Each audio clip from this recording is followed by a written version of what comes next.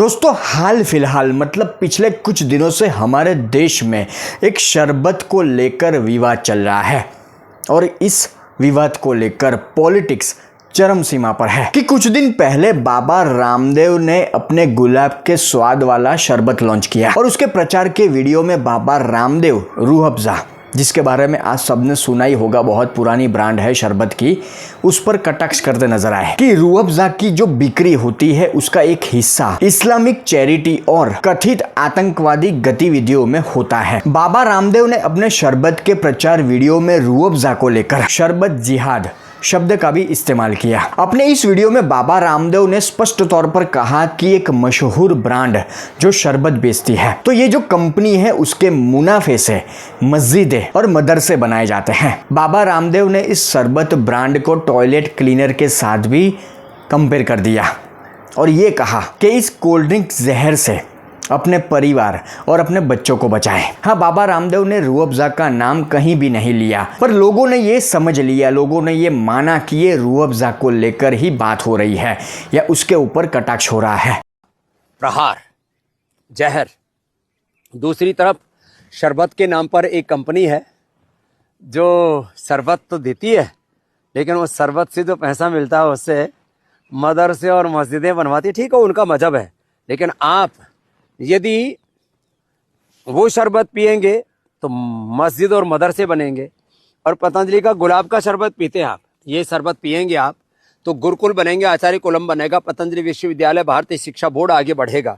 इसलिए मैं कहता हूँ ये शरबत जिहाद भी, जैसे लव जिहाद, वोट जिहाद चल रहा है ना, ऐसे शरबत जिहाद भी चल रहा है। बाबा रामदेव के इस वीडियो के बाद, इस कटाक्ष के बाद देश भर में हंगामा होने लगा, विवाद होने लगा। कुछ लोगों ने यहां तक कहा कि रूह अफ़ज़ा पाकिस्तानी ब्रांड है, इसका इस्तेमाल हमें नहीं करना चाहिए। तो आइए इस वीडियो में रूह अफ़ज़ा को लेकर कुछ बातें जानते हैं कि क्या सच में रूह अफ़ज़ा पाकिस्तानी ब्रांड है, क्या रूह अफ़ज़ा का बहिष्कार करना चाहिए। तो रूह अफ़ज़ा के विवाद पर, रूह अफ़ज़ा के ऊपर जो पॉलिटिक्स हमारे देश में चल रही है उसके ऊपर ये खास वीडियो आपके लिए। आप ये वीडियो पूरा जरूर देखें और इस वीडियो को ज़्यादा से ज़्यादा शेयर करें। नमस्कार और प्रणाम मेरे दोस्तों। बाबा रामदेव के एक बयान से, एक कटाक्ष से रूह अफ़ज़ा जो एक शरबत ब्रांड है वो खबरों में आ गई, वो चर्चा में आ गई। वैसे रूह अफ़ज़ा लंबे अरसे से भारतीय मार्केट में उपलब्ध है, ये बहुत पुरानी ब्रांड है, पर आज इस ब्रांड को लेकर हमारे देश में जो विवाद चल रहा है, जो पॉलिटिक्स चल रही है, उसको समझना और जानना ज़रूरी है कि रूह अफ़ज़ा आखिर कहाँ की ब्रांड है और इसकी शुरुआत कैसे होती है, और क्या रूह अफ़ज़ा जो कंपनी है, वो जो प्रोडक्ट बेचती है, जो शरबत बेचती है, उसका जो पैसा वो कमाती है, वो पैसा देश विरोधी गतिविधियों में लगता है, ये जानना बेहद ज़रूरी है। तो रूह अफ़ज़ा जो एक शरबत ब्रांड है ना, ये सिर्फ भारत में, भारत के बाहर भी ये काफ़ी लोकप्रिय है। इस ब्रांड को लेकर भारत और पाकिस्तान में भी विवाद का माहौल है।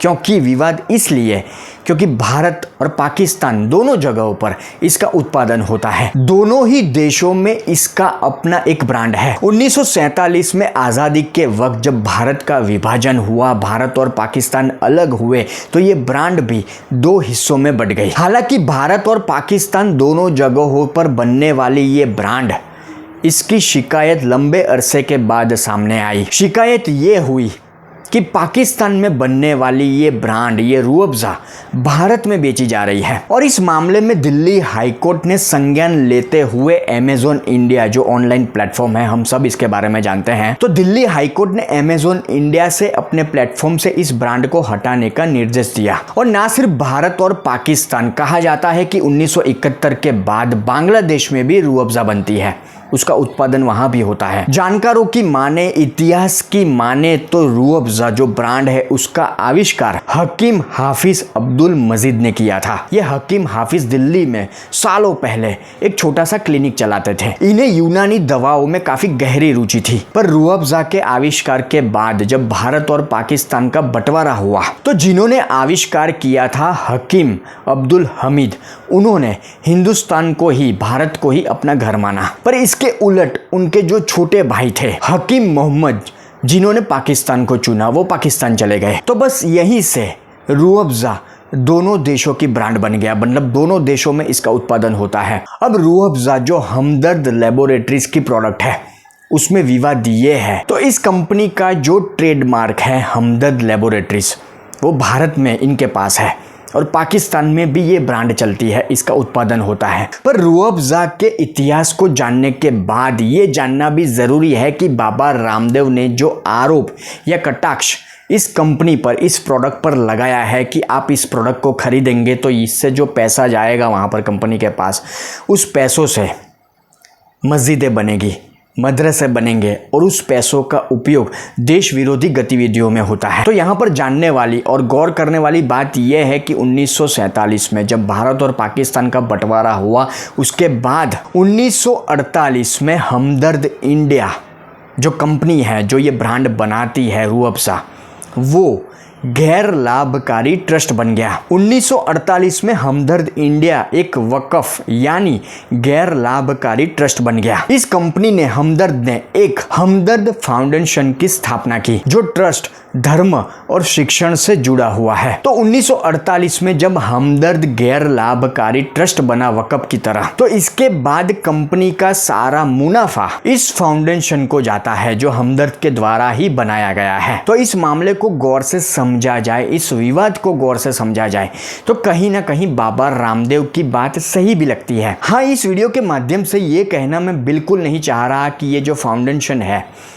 उसमें जो पैसा है या इस कंपनी का पैसा जो फाउंडेशन में जाता है वो देश विरोधी गतिविधियों में होता है, शामिल होता है। पर जो हमदर्द फाउंडेशन है वो लंबे अरसे से 1948 से एक ट्रस्ट है, उसका पैसा धर्म और शिक्षण में खर्च किया जाता है।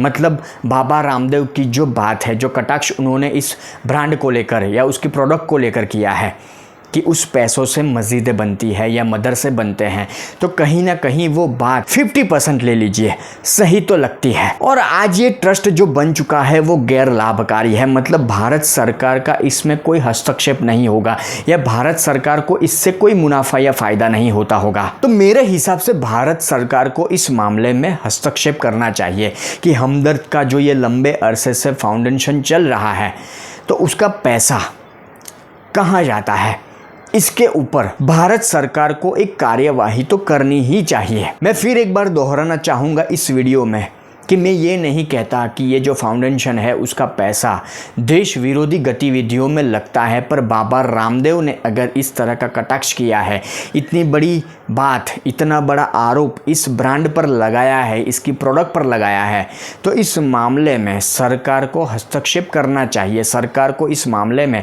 थोड़ी जाँच करनी चाहिए। अब रही बात इस प्रोडक्ट के इस्तेमाल की, तो मैं कौन होता हूँ आपको बताने वाला कि आप इस प्रोडक्ट का इस्तेमाल करें या ना करें। हाँ, पर इतना ज़रूर मैं कहना चाहूँगा कि हमारे देश में आज के वक्त में बहुत सारी ब्रांड है शरबत की, तो अगर हम कोई और ब्रांड भी इस्तेमाल कर ले, मतलब कोई हिंदू की ब्रांड जिसका इस्तेमाल हम कर लें, तो इसमें कोई प्रॉब्लम नहीं होनी चाहिए। जब तक हमदर्द फाउंडेशन या बाबा रामदेव ने जो बात रखी है, जो कटाक्ष किया है, जो इतना बड़ा बयान दिया है, उसका एक चित्र स्पष्ट ना हो जाए, तब तक एक हिंदू होने के नाते, एक देश हित की विचारधारा रखने वाले व्यक्ति के नाते मैं ये कहूँगा स्पष्ट तौर पर कि हमें किसी और ब्रांड का इस्तेमाल करना चाहिए। आप भी अपनी राय इस ब्रांड को लेकर या बाबा रामदेव ने जो कटाक्ष किया है, जो आरोप इस ब्रांड पर लगाया है, उसको लेकर अपनी राय मुझे कमेंट बॉक्स में ज़रूर दीजिए। आप क्या सोचते हैं?